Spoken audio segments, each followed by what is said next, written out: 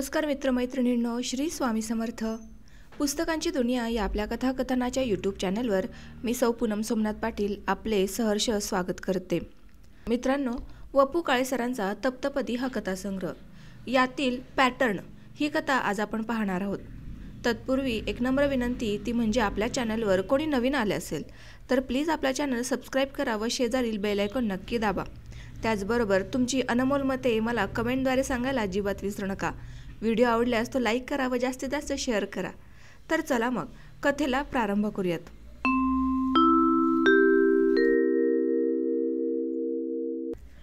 या या राजे या.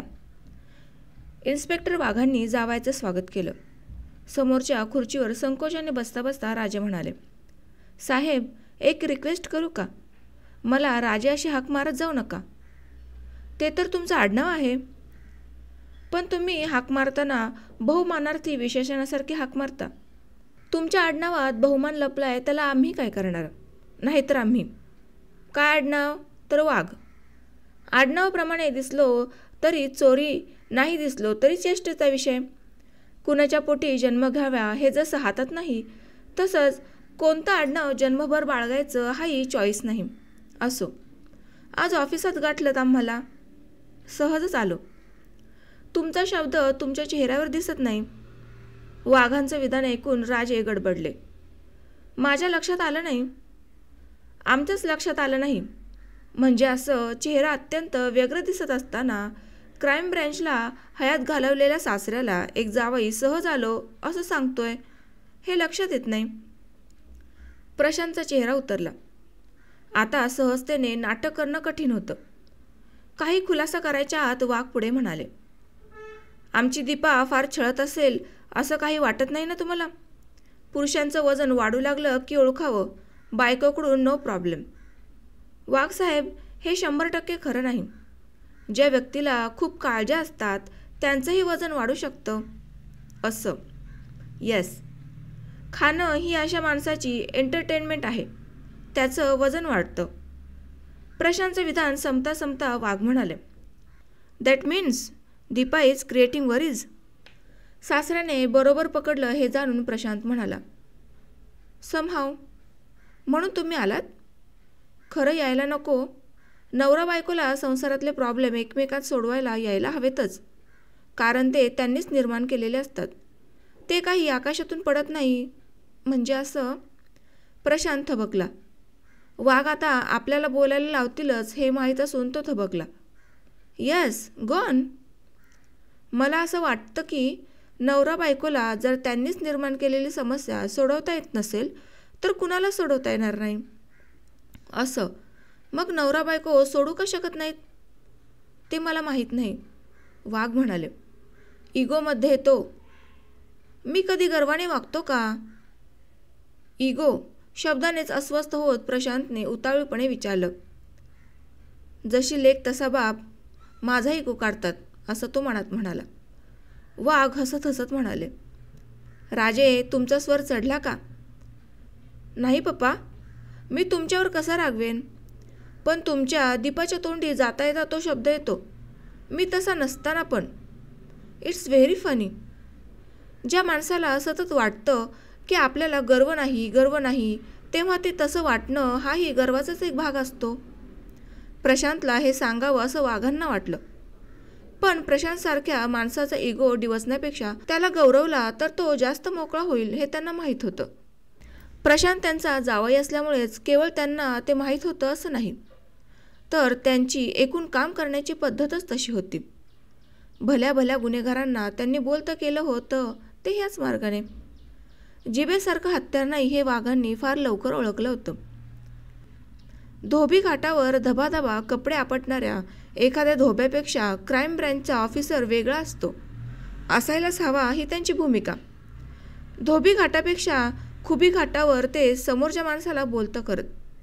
प्राप्त परिस्थितीत समोरच्या माणसाने तोच गुन्हा करणं कसं आवश्यक होतं हे त्या गुन्हेगाराला प्रथम पटवून देत. म्हणजे त्याची कृती अत्यंत समर्पक आहे हे स्वतःला पटल्याचं दाखवत असत. त्यामुळे 50-50 फटके आणि गुरासारखं पिटूनही गुन्हेगार जे कबूल करीत नसत ते सगळं अंगाला हात न लावता वाघ त्याच्याकडून वदवून घेत असत. ते जाता येता आपल्या सहकाऱ्यांना सांगत असत की मार खाणं हा त्या लोकांचा प्रारंभी अनुभवाचा, मग सवयीचा आणि शेवटी व्यसनाचा भाग होतो. मार देणाऱ्या माणसालाही कमी कष्ट होत नाहीत. सारखी संतापण्याची सवय लागते. तेव्हा मार खाऊन वठणीवर येणाऱ्या गुन्हेगारांची संख्या हळूहळू कमी होते. ह्यापेक्षा त्याच्या मनाला हात घाला. पोलिसी व्यवसाय दंडुकापेक्षा बुद्धीने करा. समोरच्या माणसाचं बलस्थान शोधण्यापेक्षा तो दुर्बल कशाने होतो ते जाणून घ्या. प्रहार तिथं करा. त्याला मारझोड करणं म्हणजे त्याच्या बलस्थानाशी झुंज देण्यासारखं आहे. मारलं की गुन्हा कबूल केला जातो हा एक नियम जर आयुष्यभर सांभाळलात तर तुमच्याही बुद्धीची वाढ होणार नाही. फक्त झोडपून काढून प्रश्नांची उत्तरं मिळवायची असतील तर 4 पैलवान नेमून काम भागलं असतं. गुन्हेगाराला बेरड बनवू नका. त्याला हळुवार बनवा. म्हणजे तुमचीही दमछाक होणार नाही. वाघांच्या ह्या थिअरीमुळे अट्टल बदमाशाशी मुकाबला करूनही ते टवटवीत राहत असत. ते टवटवीत राहत म्हणून कधी तकतकलेले नसत.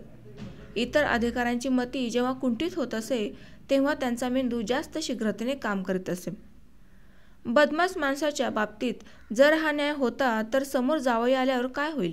जावयाच्या वृत्ती माहीत असूनही ते म्हणाले, दीपाने अजून तुम्हाला ओळखलं नाही. कुणी कुणाला ओळखलं नाही कुणास ठाऊक. That's true. तेवढ्यात फोन वाजला. 5 मिनिटं वाघ दुसऱ्या पोलीस ठाण्याशी बोलत होते. फोन खाली ठेवत ते म्हणाले, सॉरी, जरा भानगडीची केस होती आणि भोईवाडा फोनवरच बोलत होता. प्रशांत गप्प होता. पोलीस खात्यातील माणसं सहसा नाव सांगत नाहीत हा त्याचा अनुभव होता.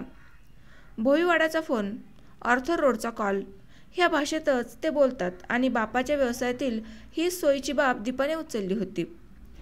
पठ्ठी जाम नाव सांगत नाही. आता वाघांकडे तक्रार नोंदवली की ते प्रथम त्या माणसाचं नाव विचारणार, मग पाठोपाठ 500 प्रश्न. पोलीस खात्याची हीच रीत. तक्रार घेऊन जाणाऱ्याला जाम पिळायचे. बोला राजे, दुसरा फोन यायच्या आत बोला. सावकाशीने येऊ की, आपसात मिटवताय का? तसं असतं तर काय हवं होतं? मग बोलून टाका. प्रशांत गप्प राहिला. आणखीन कुणाचा सल्ला वगैरे मागितलात का? तो नाही म्हणाला. चर्चा वगैरे? चर्चा होतेच आपोआप लोकांच्यातच. लोकांचं मनावर घ्यायचं नाही. मामला दोघातच असता तर प्रश्न नव्हता. दीपाच्या बाबतीतच प्रॉब्लेम आहे का? हं, मग चला. कुठे जायचं? दीपाच्या ऑफिसात जाऊ. तिला बाहेर काढू. कुठेतरी मस्त जेवण घेऊ. जेठाराग्नी तृप्त झाला की कितीही गंभीर समस्या असली तरी काही वेळ तरी छान वाटतं. We are at the top of the world असं वाटतं. सगळे महत्त्वाचे प्रश्न त्यावेळेला सोडवावेत. मला दीपाच्या समोर काही बोलता येणार नाही. माझं ऐकाल का? म्हणून तर तुमच्याकडे आलो ना. That's it. तुम्हाला दीपासमोर ही चर्चा नको आहे का? काही खास कारण? प्रशांत गप्प राहिला. आपण चर्चा केली हे केव्हा तरी तिला कळणारच. कसं कळेल? तुमच्या प्रॉब्लेममध्ये मी लक्ष घातलं म्हणजे तिला काहीतरी विचारणं सांगणं आलंच. पण ती तुमची बायको, माझी मुलगी. मुली वाचून संसार थांबत नाही, बायको वाचून थांबतो. Do you agree? तोंडाने कबूल करण्याचं धाडस प्रशांतजवळ नाही. हे वेगळं सांगण्याची गरज नव्हती. कारण निर्भीड माणसं असं कुणाच्या गैरहजेरीत त्या माणसाबद्दल बोलत नाहीत. वाघ पुढे म्हणाले, तुम्हाला तिच्याबरोबर आयुष्य घालवायचं आहे तेव्हा तिच्या अपरोक्ष तुम्ही तिच्या बापाकडे तशी तक्रार करता कामा नये. पत्नी ह्या नात्यापुढे स्वतःच्या मुलांसकट सगळे परके. स्वतःची मुलंही? प्रशांत चमकून पाहायला लागला. वाघ स्वतःचं आयुष्य समोर आणत म्हणाले, आता तुम्हाला ते पटणं जड जाईल. कारण तुमची मुलगी लहान आहे. तुमच्यावर ती डिपेंडंट आहे. डिपेंडंट माणसं फार प्रेमळ आहेत असं आपल्याला वाटतं. प्रेम दाखवणं ही त्यांची व्यावहारिक गरज असते. मुलं जोपर्यंत लहान असतात तोपर्यंत त्यांचा तो आंतरिक उमाळा असतो. त्यांच्या वैयक्तिक गरजा कमी असतात. आपण आपल्या प्रेमाचा वर्षाव वस्तूंच्या रूपाने व्यक्त करतो. देणग्यांचा वर्षाव करतो तिथं चुकतो. प्रशांत लक्षपूर्वक ऐकायला लागला. वाघ रूपाने म्हणाले, आपल्या मुलांचं वस्तूंवरचं प्रेम आपणच वाढवत असतो, त्यांच्या गरजांची वाढ करतो. मग चालत्या बोलत्या माणसांपेक्षा वस्तूंना प्रायोरिटी मिळते. मुलं मोठी व्हायला लागली की त्यांची स्वतःची मतं तयार व्हायला लागतात. तुम्ही त्यांना इनडायरेक्टली आत्मकेंद्रित बनवत असता. कालांतराने मिळणाऱ्या वस्तूंचीही किंमत राहत नाही आणि त्या वस्तू देणाऱ्याच्याही. प्रशांतने चमकून विचारलं, असं कसं होईल? अगदी साधं उदाहरण देऊ का? प्रशांतच्या होकाराची वाट न बघता वाघ म्हणाले, बटन दाबल्याबरोबर खोलीतला दिवा लागतो. आपण तेव्हा दिव्याकडे पाहतो का? तो लागला नाही म्हणजे लक्ष जातं, करेक्ट? त्याचप्रमाणे तुम्ही एखादी मागणी नाकारून बघा. आत्तापर्यंत हा दिवा प्रत्येक क्षणी लागत होता नव्हे, जळत होता, ह्याचं विस्मरण झालेलं असतं. Do you get me? तेव्हा मुलंही परकी. बायकोच जाणीव ठेवते. नॉट ऑलवेज, वाघ ठामपणे म्हणाले. ऑलवेज? फक्त व्यक्त करताना मध्ये अहंकार येतो. वाघांचं विधान संपता संपता प्रशांतने उतावीळपणे विचारलं, जाणीवच नाही म्हणून बायको गप्प राहते की अहंकाराने हे कसं ओळखायचं? वर्षानुवर्ष एकमेकांना नावं ठेवत नवरा बायको संसार करतात. एकमेकांच्या नावाने चाललेला त्यांचं शंख येता जाता ऐकून आपण पटकन म्हणतो, ह्यांचं जर एक क्षण एकमेकांशी पटत नाही तर ते विभक्त का होत नाहीत? करेक्ट. त्याचं हेच कारण. एकमेकांचा चांगुलपणा सांगताना अहंकार आडवा येतो आणि तरीही ते विभक्त होत नाहीत. कारण आपल्यातलं इतर काय काय टॉलरेट केलं जातं ह्याचं भान असतं आणि ही रिलेशनशिप फक्त नवरा बायकोत असते. इतर सगळी नाती नीड ओरिएंटेड. वाघांची ही ठाम मतं ऐकून प्रशांत गप्प झाला. आता आपण आपली समस्या सांगावी की सांगू नये? आपण इतके दिवस सहन केलं. वाघांच्या विधानाप्रमाणे दीपानेही आपल्याला टॉलरेट केले. आपलं वागणं तिलाही असह्य होत असेल का? पण आपण तर कधी चुकत नाही. ह्या विचारापाठोपाठ प्रशांतच्या मनाने त्याला जाब विचारला, तुझं काहीच चुकत नाही, मग तुमच्या संघर्ष का होतात? पहिलं मन म्हणालं, तेच तर कळत नाही. मग स्वतःला जे कळत नाही ते दुसऱ्यांकडून समजावून घ्यावं. म्हणजे कुणाकडून? वाघांनाच विचार ना. काय विचारू? आज तू जसा त्यांच्या मुलीबद्दल तक्रार घेऊन आला आहेस त्याचप्रमाणे तुझ्या नावाने शंख करीत ती सुद्धा बापाकडे गेली असेलच की. ते काढून घे. नको. का? भीती वाटते? आपण एक्सपोज होऊ असं वाटतं का? ते सगळं खोटं आहे असं तू म्हणू शकतोस. Come on, go ahead. ती बापाचा सल्ला मागते का बघ. तिला बापाची फूस आहे का काढून घे. तुम्ही तुमचे प्रश्न सोडवा अशी भूमिका बापाने मुलीच्या बाबतीत स्वीकारली का बघ. पण तूही सासऱ्याला एक्सपोज करू शकतोस. माणसाचं दुसरं मनच त्याचा खरा मित्र असतं. दोन मनांचा संवाद ऐकून प्रशांतने वाघांना विचारलं, दीपाला माझं काय काय टॉलरेट करावं लागतं? ते तिने मला कधीच सांगितलेलं नाही. तुम्हाला ते जाणून घ्यायचं आहे का? हो. म्हणजे मी माझ्यात सुधारणा करीन. ते तर अगदी सोपं आहे. आपली मुलं म्हणजे आपले खरे परीक्षक असतात. आई वडील म्हणजेच नवरा बायको आपण होऊन एका टीकाकाराला जन्माला घालतात. ती मुलं परखडपणे कुणाचं चुकतं हे अचूक सांगतात. आपण त्यांना तुला अक्कल नाही म्हणून गप्प बसवतो. प्रशांतने मध्येच विचारलं, त्यांना अक्कल असते का? नसते म्हणूनच ती खरं बोलतात. अक्कल वाढली की अहंकार वाढतो. आडमुठेपणा रक्तात वाढतो. खरं आणि खोटं ह्यात जे सूक्ष्म अंतर असतं तिथं मतलब साठू लागतो. पुढं त्यात स्वार्थाची भर पडते. मुलांना मग कुणाची बाजू घ्यायची ते कळायला लागतं. मुलं सब्जेक्टिव्हली बोलत नाहीत, ऑब्जेक्टिव्हली बोलतात. ह्या उलट आपण सब्जेक्टिव्हली जगतो. आपण कसे जगतो ह्याचाच पत्ता लागत नाही. वाघ गमतीने म्हणाले, आपण सगळे डिप्लोमॅटिककडून ॲटोमॅटिककडे दौड करीत आहोत. आपल्यातला माणूस झपाट्याने नाहीसा होत आहे. साधे प्रश्न आपण गहन करतो आणि मग जी समस्या निर्माण होते तिचे बळी होतो. डिप्लोमॅटिकली प्रश्न विचारले की ॲटोमॅटिकली उत्तर मिळतील ह्या भ्रमात आपण वावरतो. मुलांचा उपयोग मग साथीदाराऐवजी आपण साक्षीदारासारखा करतो. मुलंही मग कल पाहून बोलायला शिकतात. जाऊ दे, प्रॉब्लेम सांगा. तुमची दीपा, ती आता तुमची रूपा. नाव बदलतं, वृत्ती तीच राहते. जाऊ दे, प्रॉब्लेम. ती आणखी एका माणसाच्या प्रेमात पडली आहे. कोणतीही भयानक बातमी ऐकायचा सराव असलेले वाघ त्या बातमीने चमकले, पण दुसऱ्या क्षणी सावरले. मेंदूतल्या पेशींना इंधन मिळालं की ते तरतरीत होत असत. गुन्हेसुद्धा तेच तेच ऐकून त्यांना मरगळ येत असे. कधीकधी ते स्वतःशी म्हणत, आपला देश विचारांनी इतका दरिद्र होत चाललाय की नवे गुन्हेही जन्माला येत नाहीत. ह्या क्षणी ते जरा तरतरीत झाले, पण दुसऱ्या क्षणी हताश झाले. आणखी एका माणसाच्या प्रेमात पडणं हा काय नवा गुन्हा होऊ शकतो का? हा चाकोरीतला गुन्हा. स्वतःच्याच नवऱ्याच्या प्रेमात पुन्हा पडणं असं आता कुणी सांगितलं तर तो वेगळेपणा झाला असता. समोर जावायऐवजी आणखी कुणी असता तर बातमी उडवून लावता आली असती. I will look into it म्हणत जास्त महत्त्वाच्या गोष्टीकडे वळता आलं असतं. पण दीपा उर्फ रूपाचा प्रश्न आहे. डावलता येणार नाही. वाघ स्वतःच्या विचारांतून जागे झाले. दीपाची बातमी ऐकून आपण चेहऱ्यावर आश्चर्यही दाखवलं नाही हे वाघांच्या लक्षात आलं. तोपर्यंत प्रशांतने विचारलं, तुम्हाला हे माहीत होतं? कसं शक्य आहे?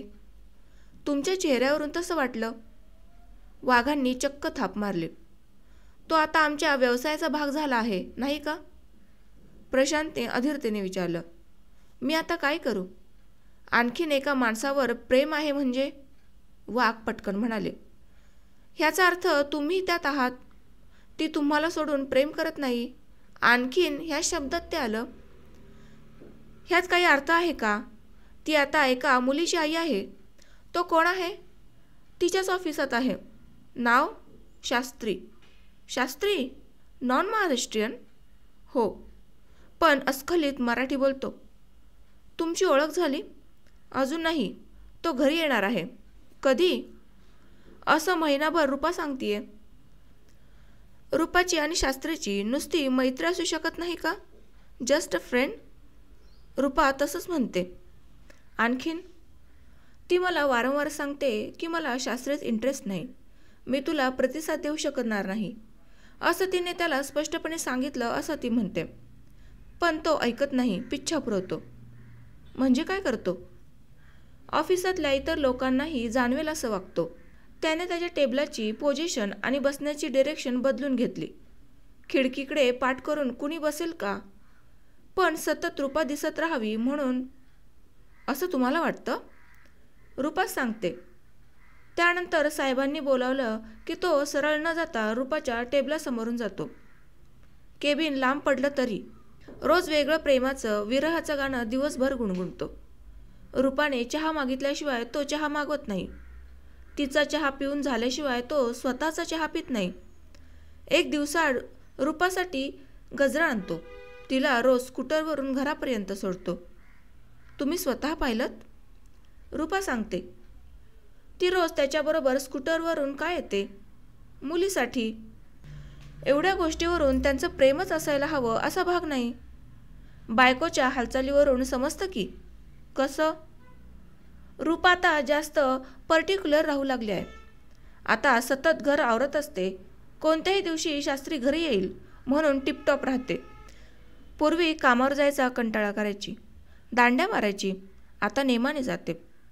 त्याशिवाय माझा आणखी एक तर्क आहे. ती हल्ली. वाघ हसले. प्रशांत थांबला. तो आता हसण्याचं कारण विचारणार हे जाणून वाघ म्हणाले, सगळ्यांचं असंच होतं. काय? तर्कावर प्रेम असतं.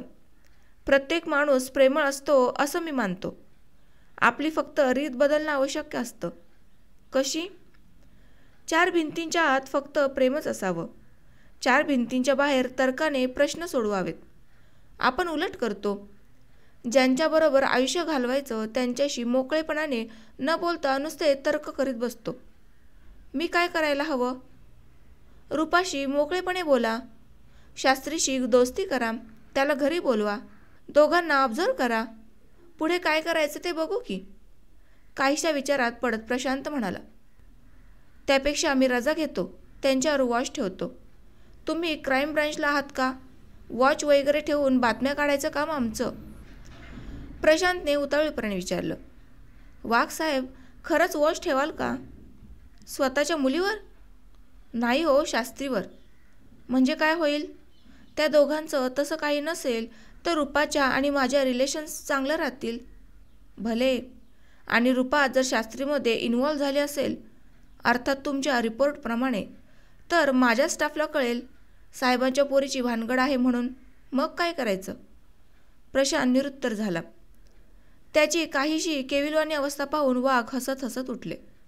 टेबलाला वळसा घालून ते प्रशांतजवळ आले. त्याच्या खांद्यावर वात्सल्यभावाने थोपटीत ते म्हणाले, my young boy, don't worry, we shall find the proper solution. उठून उभं राहत प्रशांत म्हणाला, तुमच्या स्टाफला कळेल म्हणता ते बरोबर आहे. समजुतीच्या सुरात वाघ म्हणाले, समाजाला घाबरायचं ठरवलं तर कोणतीही समस्या सोडवता येत नाही. स्वतःचं आयुष्य स्वतःलाच जगावं लागतं आणि समस्या सोडवल्याशिवाय जगता येत नाही. स्वतःच्या समस्येपेक्षा समाज श्रेष्ठ आहे असं मानलं की जगणं ही समस्या होते. त्याचप्रमाणे स्वतःच्या अस्तित्वापेक्षा समस्या मोठी आहे असं मानलं तर समस्या कधीच सुटत नाही. पप्पा, आपली बायको दुसऱ्यावर प्रेम करते हे काय छोटी विवंचना आहे का? अगदी जिव्हाळ्याने वाघ म्हणाले. मिळवती बायको हवी ना. समाजाला टाळून रूपा नोकरी कशी करेल? जत्रेत गेलं की काही धक्के लागायचेच, माणसं हरवायचीच. घराला एकच रंग असतो. जत्रा बहुरंगी बहुढंगी असते. लहान मुलं त्यात हरवतात. म्हणून तर मोठ्या माणसांनी त्यांचा हात सोडायचा नसतो. जो हरवतो त्यांच्यातलं मूलच राहिलं आहे असं समजायचं.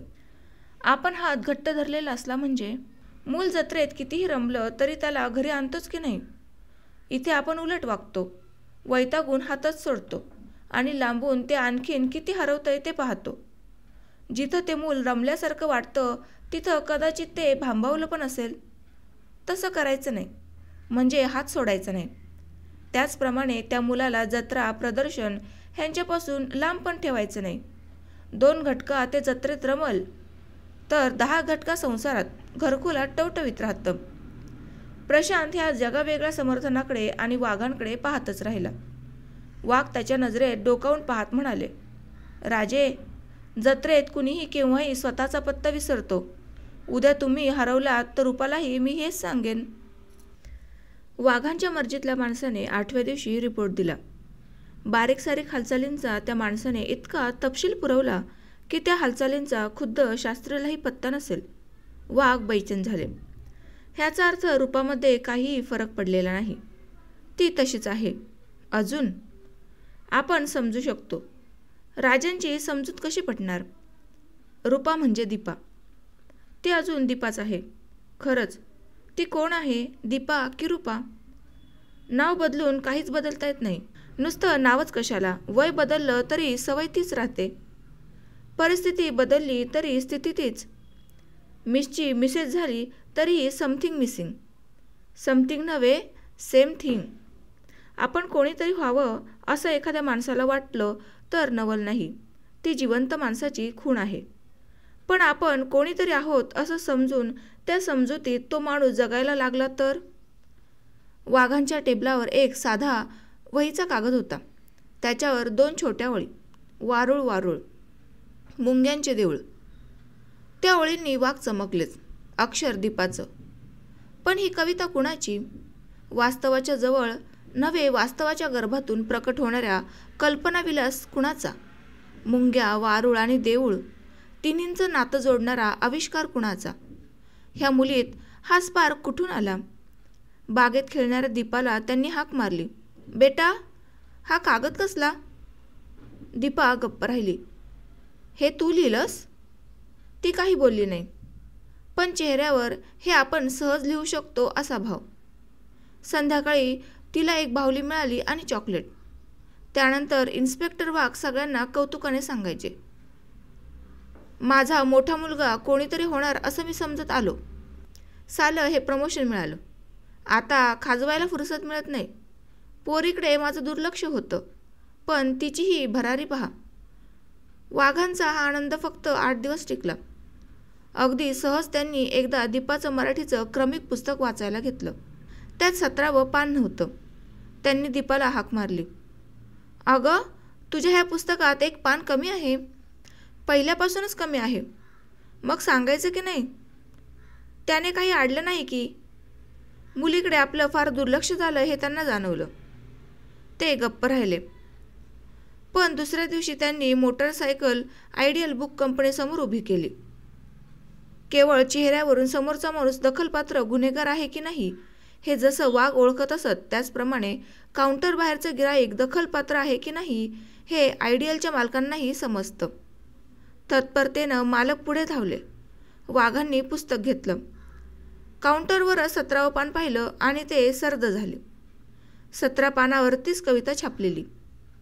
संध्याकाळी त्यांनी दीपाच्या हातात ते पुस्तक ठेवता क्षणी ती रडायला लागली. वाघ युनिफॉर्मसहित आडनावही विसरले. ते एक अक्षर बोलले नाहीत. त्या रात्री आईच्या कुशीत न झोपता दीपा बापाच्या कुशीत झोपली. एरवी अंधाराला घाबरणारी त्या रात्री प्रकाशाला घाबरत होती. ती अंधार होण्याची वाट पाहत होती. वाघांनी तिला दिवा बंद करता क्षणी त्यांच्या कुशीत शिरत दीपा म्हणाली, पप्पा, आय एम सॉरी. दीपाला इंग्रजी भाषा माफी मागताना जवळची का वाटली ह्याचा वाघांनी विचार केला नाही. जाता येताना सॉरी शब्द वापरून त्यातला क्षमाभाव नष्ट झालाय. क्षमा मागतानाही, प्रमाद मान्य करतानाही सॉरी शब्दात अस्मिता सांभाळली जाते. तिला जाणीव होणं महत्त्वाचं आहे. वाघांनी तिला थोपटत म्हटलं, तू जरूर कविता करशील, कवयित्री होशील, पण ह्या मार्गाने नाव घालवशील. तुझ्यामुळे मीही फसलो. तू अभ्यास कर, कविता वाच, दासबोध, गाथा, मनाचे श्लोक, जे मिळेल ते वाच. आपोआप मोठी होशील. दुसऱ्या दिवसापासून दीपा संपूर्ण बदललेली होती. कागदावरची कविता हरवली आणि काही दिवसांनी ती स्वतःच हरवली. कुठे ते समजलं नाही. कशात दंग आहे समजेना. गप्प गप्प असायची, स्वतःशी हसायची, स्वतःच रमायची. 7-8 महिने हे असेच गेले असावेत. त्यानंतर तिने अचानक वाघांना विचारलं, पप्पा, मी पाचगणीला जाऊ का? कुणाबरोबर? शाळेचे ट्रिप आहे का? ट्रिपच आहे, पण शाळेची नव्हे. पाठक काका जाणार आहेत, ते मला चल म्हणतायत. वाघ गप्प राहिले. सांगा ना, जाऊ का? तुला घेतल्याशिवाय आम्ही जाणार नाही असं ते सारखं म्हणतायत. जाऊ का मग? केव्हा जाणार आहेत? तुम्ही हो म्हणालात म्हणजे? त्यांचा काहीतरी दिवस वगैरे ठरला असेल ना? ते उद्या सकाळी निघणार आहेत. ठीक. कामावर जाताना वाघ पाठकांच्या घरी गेले, तर पाठक कधीच पाचगणीला गेलेले. घरी येता क्षणी वाघांनी दीपाला विचारलं, पाठक काकांनी तुला काय सांगितलं होतं? ते म्हणाले, तू परवानगी काढून ठेव, तयारी करून ठेव. मी गाडी घेऊन येतो, तसंच निघायचं. नक्की? हो.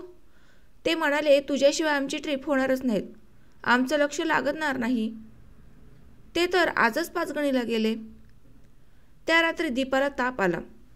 3 दिवस ती झोपून होती. तिच्या आजारपणात पाठक आणि पाचगणी हा विषय कुणी काढणं शक्यच नव्हतं. दीपाही तो विषय विसरून गेली. मधल्या काही दिवसात ती खूपच उदास होती. एकटीच गॅलरीत तासनतास उभी असायची. तिचं जेवण खाण्यावरून लक्ष उडालं होतं. मैत्रिणींकडे जाणं येणं बंद झालं होतं. गाणी म्हणणं, गाणी ऐकणं, TV पाहणं, कशातच ती रमत नव्हती. टॉयलेट आणि आंघोळ ह्या दोन्ही गोष्टींना आता अर्धा तास पुरेनासा झाला. तिचं वजन कमी व्हायला लागलं. वाघ जाता येता तिची चौकशी करीत राहिले. आई बैचेन झाली. मग सर्व तऱ्हेची वैद्यकीय तपासणी सुरू झाली. रक्त तपासण्यापासून एक्सरेपर्यंत काही उरलं नाही. सगळे रिपोर्ट नॉर्मल आहेत हे पाहून वाघ निश्चिंत झाले. आता पोरगी खुशाल फिरंगुटून बसू दे. दीपा तेव्हापासून कशी कुणास ठाऊक पूर्ववत झाली नाही. ह्या वयात मुली अशाच होतात. दीपाच्या त्या अशा वयाचं समाधान सावरण्यासाठीच होतं. खऱ्या अर्थानं त्या वयाला अजून अवकाश होता. मुली वयात येण्याच्या काळात काहीशा विक्षिप्त वागतात असं वाघांना ऐकून माहीत होतं. पण दीपाचा विचार करून त्यांना आता पटलं होतं की मुली विक्षिप्तच असतात. काही कमी विक्षिप्त तर काही जास्त. कधी कधी वाघांना एकूणच माणूस ह्या प्राण्याची गंमत वाटायची. मूल 5 वर्षांचे होईतो त्याला फारसं कळत नाही म्हणून त्याला विक्षिप्त म्हणायचं. नंतर 10 वर्षांपर्यंत वाढतं वय म्हणून मुलाचं वागणं सहन करायचं. नंतरचं वय धड ना बाल्य ना तारुण्य म्हणून हेकटपणाने वागायचा काळ. मग तारुण्याची धुंदी म्हणून वेगळं वागणं. मग स्वभाव पक्का बनला म्हणून जो असेल तो स्वीकारायचा. असं म्हणता म्हणता आता एवढ्या उशिरा ह्या वयात त्याचा स्वभाव बदलणं शक्य आहे का हे म्हणण्याची पाळी येते. कोणत्या वयाची हमी द्यायची? शाळेचं गॅदरिंग जवळ आलं. दीपा पुन्हा अंतर्बाह्य फुलून आली. तिला नाटकात काम मिळालं होतं. तिचे पाय आता जमिनीवर नव्हते. घरही पुन्हा टवटवीत झालं. वाघांची नोकरी ही कधीकधी त्यांच्या आयुष्याची खेळणारी. वरिष्ठांचा कोप, पत्रकारांचा ससेमिरा, गुन्हेगारी जगाशी सुदगुत असलेल्या मंत्र्याचा दबाव, जनतेचा असहकार, अशा वातावरणातच वेळेचे भान न ठेवता काम करायचं. अशा सगळ्या माणसांना कौटुंबिक स्वास्थ्य मिळावं ही त्यांची निव्वळ गरज नसून तो त्यांचा ऑक्सिजन असतो. वाघांच्या सुदैवाने त्यांची पत्नी सुरेखा 4 चौघींसारखी होती. अधूनमधून खरेदी, 1-2 सिनेमे, हॉटेलिंग आणि आवश्यक त्या वस्तूंची घर सुसज्ज एवढ्यावर ती संतुष्ट होती. वाघांच्या एकूणच यशस्वी करिअरमुळे बढत्या मिळत होत्या. राहायला मोठमोठ्या जागा मिळत असत. रिटायर झाल्यानंतर भरवस्तीत सोन्या चांदीचं किंवा कापडाचं दुकान वगैरे काढण्याची जिद्द नव्हती. घरी आल्यावर मनःशांती मिळावी एवढी माफक अपेक्षा बाळगणारे वाघ आणि सुशिक्षित सुखाचा संसार झाल्यावर संतुष्ट राहणारी सुरेखा. मुलगा नावाप्रमाणेच प्रसन्न. Deepa was a problem child. ती सध्या मजेत होती. सध्या तरी एखाद्या पोलीस स्टेशनसारखी. कधी खळबळ होई सांगता येत नाही. अशांती हा अनुभवाचा भाग, शांती हा आकांक्षेचा. कुठेतरी वाचलेलं हे विधान वाघांना टेबलाखालच्या काचेखाली लिहून ठेवावं असं वाटलं. दीपा तशीच, पण तूर्त शांत होती. नाटकात ती कोणती भूमिका करते हे मात्र तिने सांगितलं नव्हतं. तुझं काम आम्हाला कसं पाहायला मिळणार? ह्या प्रश्नावर दीपाने सांगितलं, आमच्या शाळेचा हॉल लहान आहे म्हणून पहिला प्रयोग सगळ्या मुलांसाठी होणार आणि पालकांसाठी आम्ही तेच नाटक पुन्हा करणार. तो दुसरा प्रयोग झालाच नाही. प्रसन्न फिरक्या घेत म्हणाला, आमच्या दीपाचं नाटक पहिल्या प्रयोगातच कोसळलं. दीपा गप्प राहायची, हसायची. त्यानंतर अचानक दीपाचे प्रिन्सिपल वाघांना भेटले.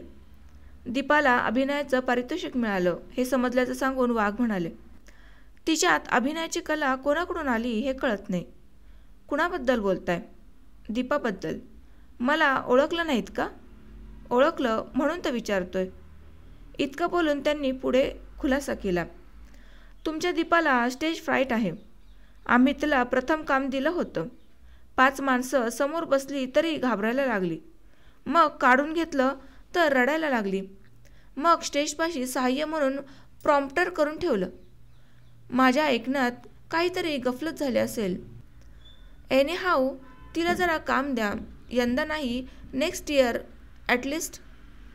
नक्कीच. वाघांनी दुसऱ्या दिवशी ब्रेकफास्टच्या वेळेला विषय काढला आणि दीपाला एकाएकी चक्कर आली. मग सगळेजण हादरलेच. पळापळ झाली. डॉक्टर आले.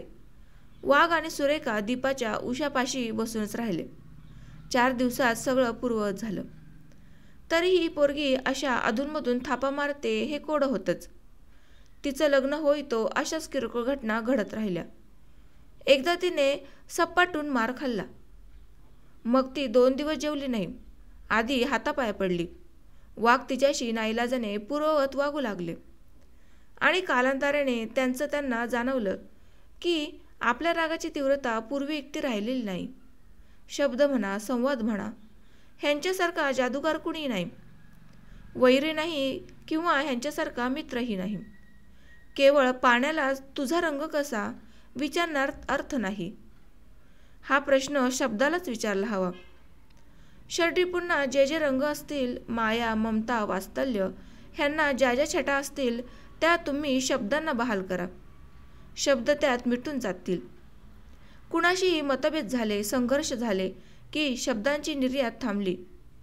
प्रथम संवाद करावासा वाटत नाही. कालांतराने ज्याचं त्याला जाणवतं की रागाची धार बोटच झाली आहे. मग काही माणसांना स्वतःचाच राग येतो. आपली शत्रुत्वाची भावना कमी होते ह्याचा अर्थच काय? वैर भावनेतली सहजता संपते आणि मग जाणीवेने शत्रुत्वाची भावना जोपासली जाते. ज्या कारणासाठी एखाद्या व्यक्तीशी एकेकाळी मैत्री झाली होती ती कारणं त्याची जी गुणवत्ता आणि सौख्यात घालवलेला भूतकाळ आमंत्रण देत राहतो. पण अहंकाराचा पहारेकरी फाटक सोडायला तयार नसतो. तो तुमची निर्भस्तना करीत राहतो. त्या कोण्या व्यक्तीकडे तुझं मन पुन्हा धजावतं कसं, हा एकमेव प्रश्न अहंकार विचारित असतो. मग अट्टहासाने वैर जोपासलं जातं. अट्टहासाने संगोपन केलेले वैर जास्त थकवतं. संगोपनात पुनरुक्ती असते.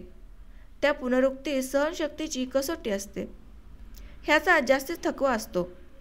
पण एकदा की ते फाटक पुन्हा उघडलं तर पहारे करायची शक्ती कमी होत जाते. पुनर्मैत्रीत शब्दांचा प्रवास सुरू झाला की अधूनमधून तो पहारेकरी गस्त घालतो. स्वतःची लाज वाटते. पण इथंही पुन्हा शब्द आणि संवाद विलक्षण जादू करतात. अहंकार, भीड, संकोच, अबोला एक एक वस्त्र उतरवली जातात. फाटक पुन्हा कायम उघडलं जातं. कुंपणही उरत नाही. फाटक जर कायम उघडच ठेवायचं असेल तर कुंपणाची आवश्यकताच काय? तारुण्यात कुंपणाच्या मानापणाचे खांब खोलवर गेलेले असतात. वाढत्या वयानुसार जमीन खचू लागली की हे खांब केवळ तारांच्या आधाराने उभे राहतात. तारांवर गंज चढायला लागला की त्याही कमजोर होतात. जीवनमरणाची सरहद्द नजरेच्या टप्प्यात आली की त्याच्या अलीकडची मानवनिर्मित सगळीच कुंपणं नाहीशी व्हावीत असं वाटू लागलं. मात्र ज्यांना जीवनमरणाची सरहद्द कायम दिसत असते, तिचं भान असतं, अशी माणसं कुंपण बांधलेलं असलं तरीही तिथं नो थेरोफेअरचे फलक लावत नाहीत. आणि बापलेकीत कुंपणं टिकतील कशी? व्यावहारिक जुजबी संवादातून वाघ नेहमीच्या नात्याने बोलू लागले तरीही दीपामधूनच असं का वागते हे उत्तर मिळालं नाही. दीपाची रूपा झाली. खरोखरच त्या 4 अक्षतांनी तिचं रूप बदललं. ती फुलली, बहरली. नोकरी, संसार, मध्येच एक बाळंतपण, नंतर संगोपन ह्या सर्वात ती हरवली. निर्माण झालेला हा नवा पेच आणि त्यासाठी मार्गदर्शन मिळावं म्हणून धाव घेईपर्यंत प्रशांत. वाघ भूतकाळात विसरले होते. निर्माण झालेल्या ह्या पेचप्रसंगावर वाघांचा विचार पूर्ण व्हायच्या आत असिस्टंटनी रिपोर्ट सादर केला. 3-4 दिवस वाघांनी खूप विचार केला. स्वतःशीच काही अंदाज पक्के केले. अंदाज पक्के करण्याचं वाघांचं एक तंत्र होतं. ते स्वतःच्या मनात फिर्यादी पक्ष आणि आरोपीचा पक्ष उभा करीत असत. प्रश्नांची मांडणी आणि खंडन ही प्रोसेस प्रश्नमाला संपेपर्यंत जारी असे. आणि मग ते ठाम भूमिकेवर उभे राहत असत. शास्त्रीवर वॉच ठेवून जो रिपोर्ट मिळाला त्यावरून दीपाचा प्रश्न सुटल्यात जमा होता. प्रशांतला निरोप पाठवून बोलावून घ्यायचं असं म्हणता म्हणता 4 दिवस धावपळीत गेले. आणि पुन्हा एकदा प्रशांतच आपण होऊन भेटायला आला. अगदी सकाळी कामावर जाताना.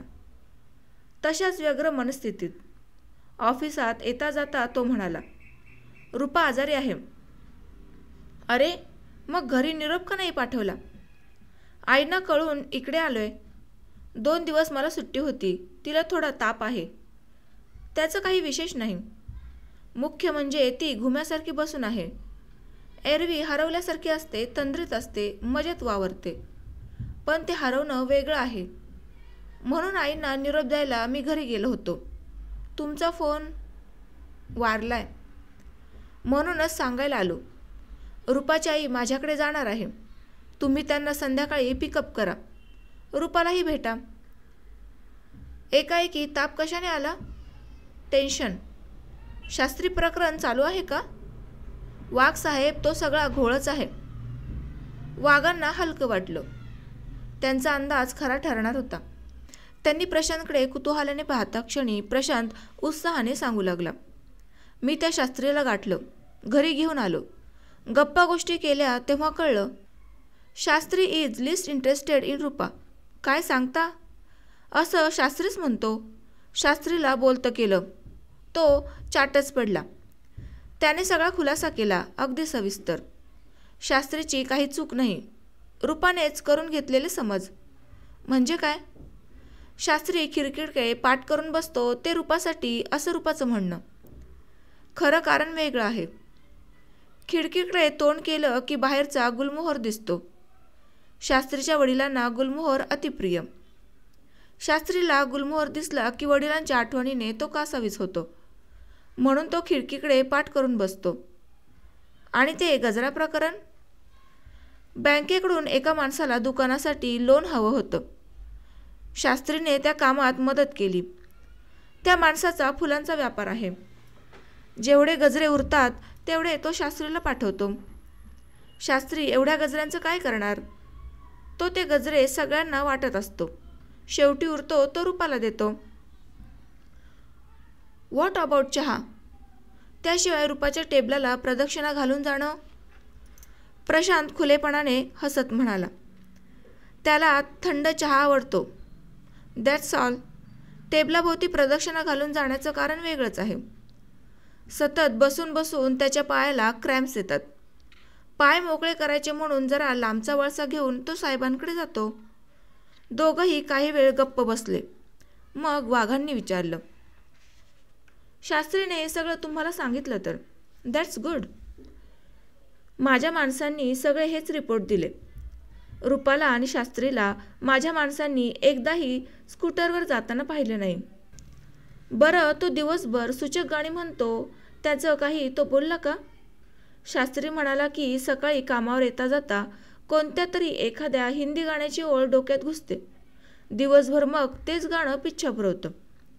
प्रत्येक हिंदी गाण्यात एकतर प्रेम असतं नाहीतर विरह. मला ते सगळं पटलं, म्हणजे हिंदी गाण्यांबद्दल. रूपा काय म्हणते? शास्त्रींच्या निवेदनावर तिची काय प्रतिक्रिया आहे? कसं कळणार? ती गप्पच आहे तेव्हापासून. तिने शास्त्रींचं बोलणं दाराआडून ऐकलं असावं. त्याचा परिणाम असा झाला तर काही सांगता येत नाही. सर्वात गमतीची गोष्ट म्हणजे शास्त्री आज येईल उद्या येईल असं सारखं म्हणणारी रूपा त्यासाठी घर आवरणारी, सारखी नट्टापट्टा करणारी, पण शास्त्रीला मी घेऊन आलो तेव्हा फारशी खुलली नाही. तिचं काही कळतच नाही. वाघ सहानुभूतीने म्हणाले, तुमची अवस्था मी समजू शकतो. माझी अवस्था तुमच्याहून फारशी वेगळी नव्हती. प्रशांतने चमकून पाहिल्यावर वाघांनी दीपाचे बालपणापासूनचे अनेक प्रसंग सांगितले. प्रशांत काही वेळ सुन्न बसून राहिला आणि मग त्याने अस्वस्थ होत विचारलं, पण हे सगळं असं का? तिला काय कमी आहे? थ्रिल. प्रशांत गोंधळला. दीपाच्या सगळ्याच वागण्याचं विश्लेषण करीत वाघ म्हणाले, काही माणसांना चौकटीतलं आयुष्य पेलत नाहीत. सुरक्षित वातावरणात ती कावरीबावरी होतात. त्यांना हुरहुर हवी असते, सुखद बैचेनी हवी असते, चार वळून बघणाऱ्या माना हव्या असतात. कौतुकाने आश्चर्याने बघणाऱ्यांच्या नजरेत ह्या अशा माणसांना त्यांच्या अभिप्रेत असलेल्या स्वास्थ्याचा शोध लागतो. ह्यांना काय कमी आहे असं जेव्हा इतरांना वाटतं तेव्हा ते वाटणं शिष्टसंमत समाजापेक्षा वेगळं नसतं. ह्या अशा माणसांना फार लवकर सगळ्यांचा कंटाळा येतो. ह्यांना कायम कसली तरी ऊब हवी असते. एखादी अनावश्यक पण नवी वस्तू खरेदी करून सुद्धा ही माणसं अशी ऊब मिळवतात. तेव्हा ह्या सगळ्या प्रकारची फार गंभीर दखल घेण्याचं कारण नाही. Do you get me?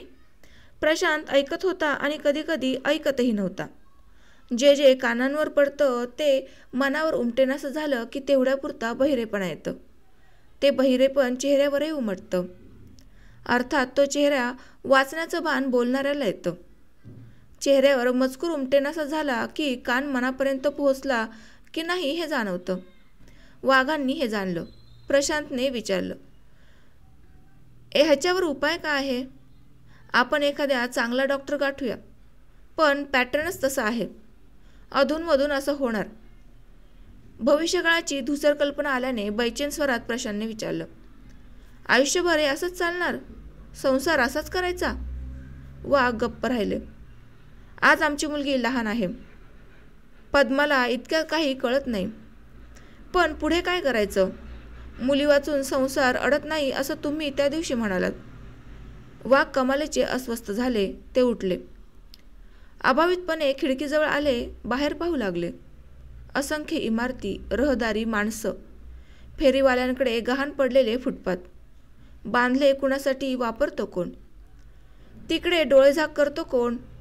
परवाने देणाऱ्यांना फुटपाथ वापरायचे नसतात. फक्त फेरीवाल्यांचेच प्रश्न सोडवायचे असतात. त्यांची संघटना असते म्हणून. मुळात प्रश्न निर्माण कुणी केला? ज्यांनी हे भस्मासूर निर्माण केले ते प्रथम मतं मागत भिकारड्यासारखे लाचार होऊन हिंडत असतात आणि निवडून आले की मोटारी उडवत उपदेश करीत असतात. मूळ प्रश्न तसाच राहतो. मनस्वास्थ्याच्या मुळाला जो प्रश्न हादरवून टाकतो तो मूळ प्रश्न. प्रशांतने विचारलेला प्रश्न मूळ होता. आपण खिडकीपाशी आलो, भलत्याच विषयात दंग झालो. व्हॉट अबाउट दीपा, म्हणजे रूपा? पॅटर्न म्हणून स्वीकार करायचा सगळ्याचाच.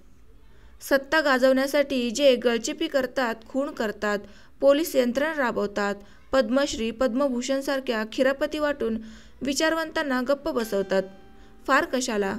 कोण्या एखाद्या महात्म्याने हा जन्म संपवून पुनर्जन्मातलं निम्म आयुष्य संपल्यावर त्याची गणना रत्नात करतात, हे सगळे पॅटर्न म्हणून मान्य करायचं. नुसतं मान्य करून थांबायचं असेल तर फार नफड व्हावं लागतं. गेंड्याची कातडी. ओ नो, गेंडाही जीवग्रीबान लागला तर मरतो. त्यापेक्षा चिवट कातडी झेंड्याची. मग रंग कोणताही असो, मूळ रंग स्वार्थाचा, तो झाकायचा. तोही पॅटर्न. पण ज्याला तो पॅटर्न शरीराला, मन आणि बुद्धी पणाला लावून सांभाळावा लागतो, तो त्या पॅटर्नचं किती काळ कौतुक करील? विषारी सापाचा दंश झाल्यावर त्या सापाच्या हिरव्या रंगाचं आणि चापल्यांचं कौतुक राहील काय? दीपा वाचून आपला संसार अडणार नव्हता, अडलाही नव्हता. म्हणून आपण एकतर विक्षिप्त पॅटर्न म्हणून तटस्थ राहिलो. खुर्ची म्हणजे खुर्ची, इतपतच त्या वास्तव्य पॅटर्नचा आपण स्वीकार करतो. ती डगडगायला लागली म्हणजे डगडगणारी खुर्ची हा पॅटर्न आपल्याला पचवता येतो का? वास्तवता आणि माणूस ह्या जोपर्यंत एक संगीत आहे तोपर्यंतच त्याचं कौतुक. उपद्रवात रूपांतर होईतो कोणत्याही वास्तव्यात आपण बदल घडून आणत नाही. लग्नानंतर मुलं बदलतात असं बहुसंख्य पालक समजतात, पण त्यांचा फक्त पोस्टल ॲड्रेस बदलतो. आपली मुलगी आपण आणखीन कुणाला तरी सांभाळायला लावतो आणि दुसऱ्याची मुलगी सांभाळण्यासाठी आपल्या घरी आणतो. वाघ पुन्हा खिडकीतून पाहू लागले. आता त्यांना रस्ता, रहदारी, फुटपाथ, फेरीवाले काहीही दिसत नव्हतं. आता फक्त इमारती दिसत होत्या. त्यांच्या असंख्य खिडक्या, इमारतींच्या भोवतालच्या कंपाऊंड्स वॉल, त्या कुंपणात कोंडलेले संसार, कामावर घाईघाईने निघालेले आईबाप, त्यांनी निर्माण केलेले पॅटर्न्स सासू सासरे, मोलकरीण, शेजारी पाजारी ह्यांच्यावर सोपवून.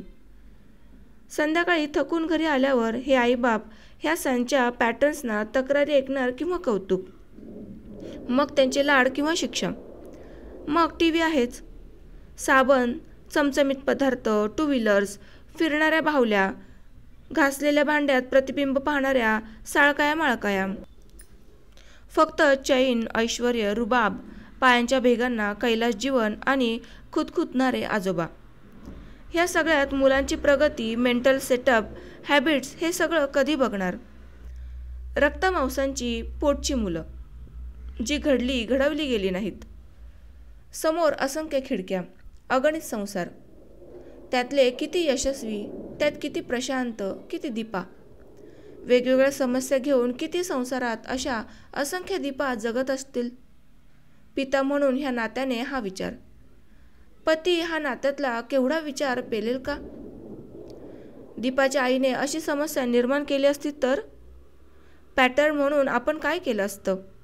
उत्तर नव्हतं. संसार अखंड चालतो ह्या सकटच. कुणी घुम्या वृत्तीचे, कुणी बोलभांड, कुणी कुडत राहणारे, कुणी वचपा काढणारे, कुणी सोसणारे, कुणी चटके देणारे, काही संशयी, काही भाबडे, काही बिंडोक तर काही. प्रशांतने विचारलं, मी जाऊ का? कामावर जायलाच हवं. त्या क्षणी वाघांच्या मनातला विचार वाघांनी त्या क्षणी पक्का केला. आता दीपाप्रमाणेच किंवा दीपापेक्षाही जास्त ममत्वाने जावयालाही पित्याच्या नात्याने सांभाळायला हवं.